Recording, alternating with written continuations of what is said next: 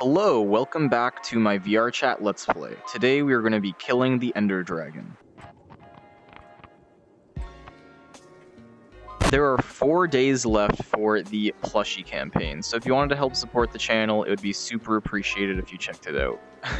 I like that there's just fish swimming over the abandoned train tracks. Today I'm going to be talking with Mike, a friend of mine and a Navy veteran, about some pretty heavy things. If any of you are able to relate or have any similar experiences to what we talk about today, I'd love if you're able to post your story in the comments and we kind of start a discussion about it, I guess. Hope you are doing well, my friends.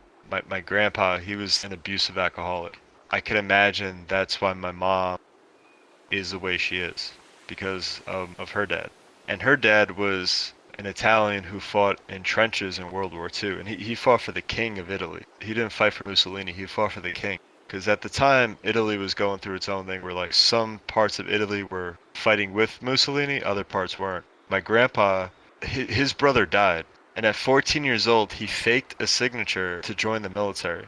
And because there wasn't enough action, he decided to go to the front lines, and he was fighting in trenches. Airplanes were fucking shooting at him. He's 14 years old. He ends up getting caught by the British, and he becomes a British POW for like 2 years. He said they basically fed him like a bowl of soup with like a piece of bread, a couple vegetables, and a little thing of chicken every day. Like they got like one meal, and it was basically soup, some chicken, some bread. So he was basically like starved as a POW.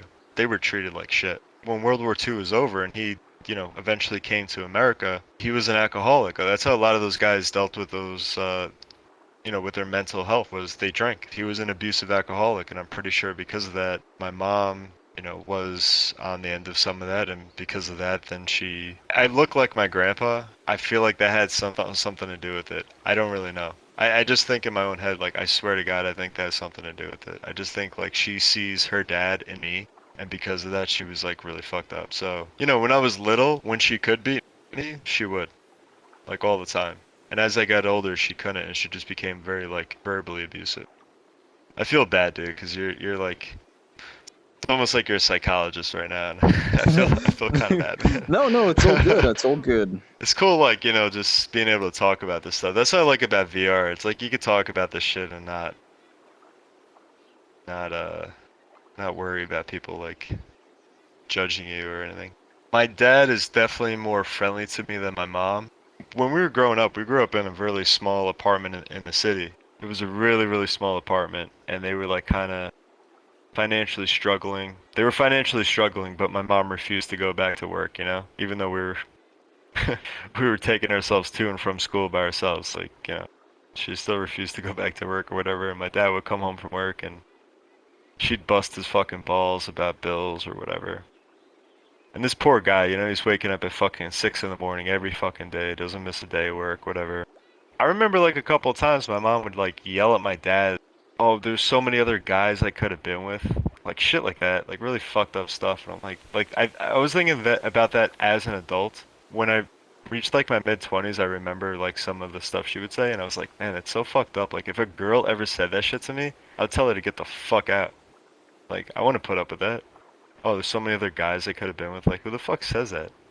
I don't know, man. Don't get married, bro. Just Oh man, I love looking at the Milky Way galaxy. I remember I went camping when I was really young.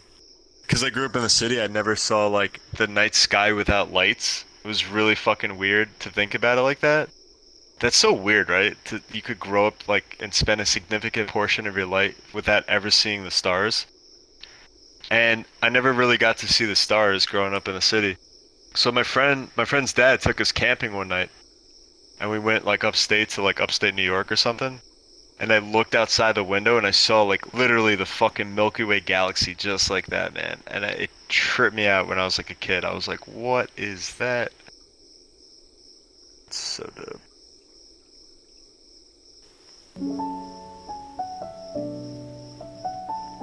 I'd say maybe 9 years until I started to feel somewhat happy. Because initially when I left the military and I joined, I was just angry throughout the entire thing. I was angry through boot camp. I was angry while I was in the service.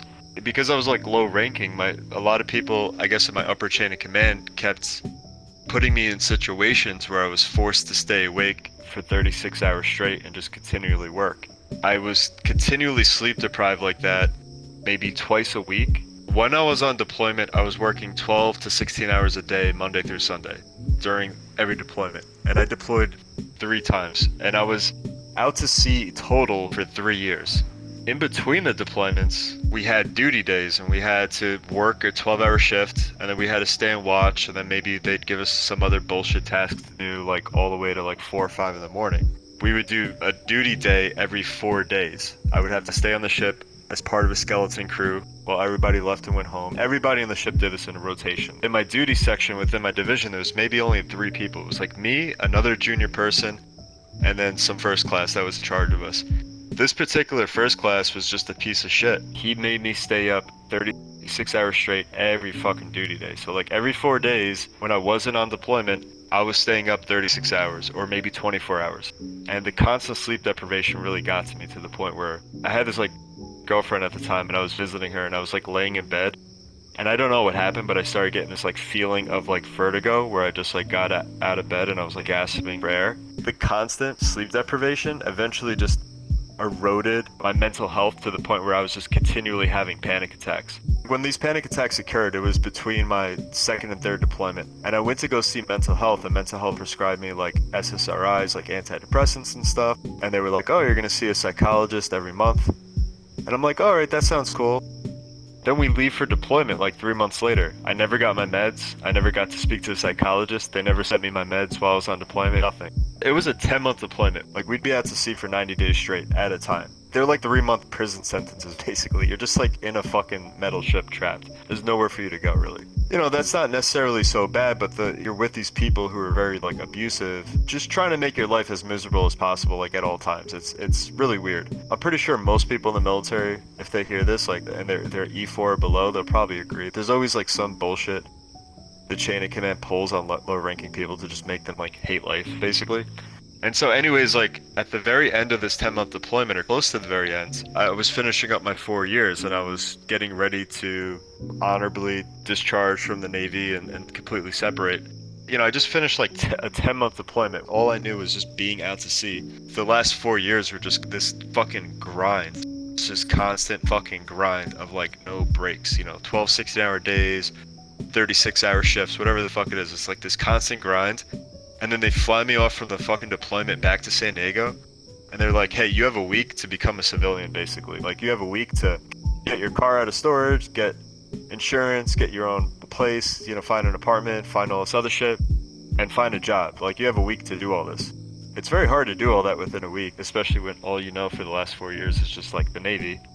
I got this small little apartment in San Diego, and I just stayed in this basement apartment for like 6 months. I did not leave this basement apartment. I didn't know what to do with myself. I was just in a complete state of shock for 6 months, that I was like, I had autonomy over my own body again. I was just in a complete state of shock that I could actually like wake up and not have anywhere to be, or whatever it was. Oh, I could grow my beard out again. Like, nobody's yelling at me.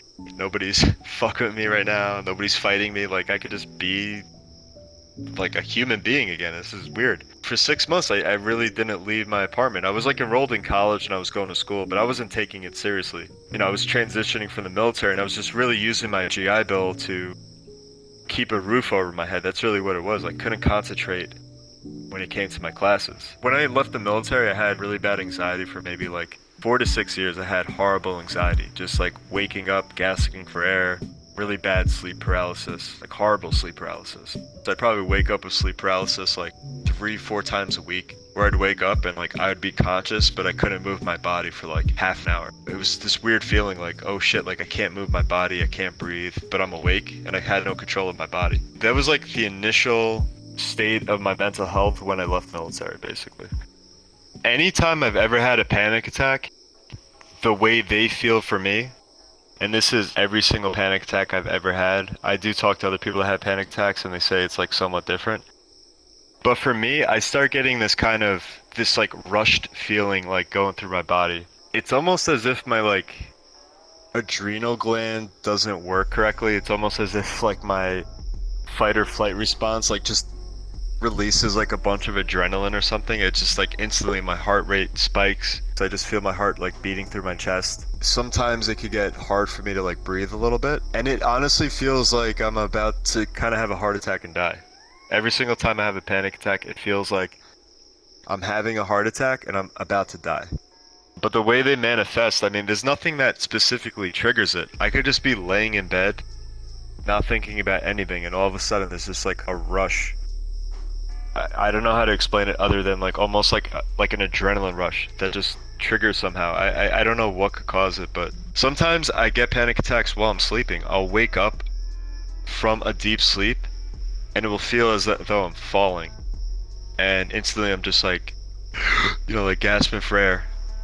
I'll just be laying there just holding my chest, like just making sure, you know, I'm not dead. Basically, like I'm not about to die.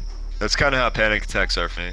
I was staying up really late because I didn't want to fucking go to sleep because I was scared about what would happen when I would go to sleep because I had no control of my body. I'd play video games all day instead of like doing drugs because I wanted to think about other things. You know, I ate like shit because I didn't have the energy to really cook for myself. So, you know, sometimes it really depends on person to person. Like some people, you know, they get blamed for their poor lifestyles, and they're like, oh, you know, your poor lifestyles because is the reason for your mental health. Meanwhile, it could be their mental health causing them to have a poor lifestyle.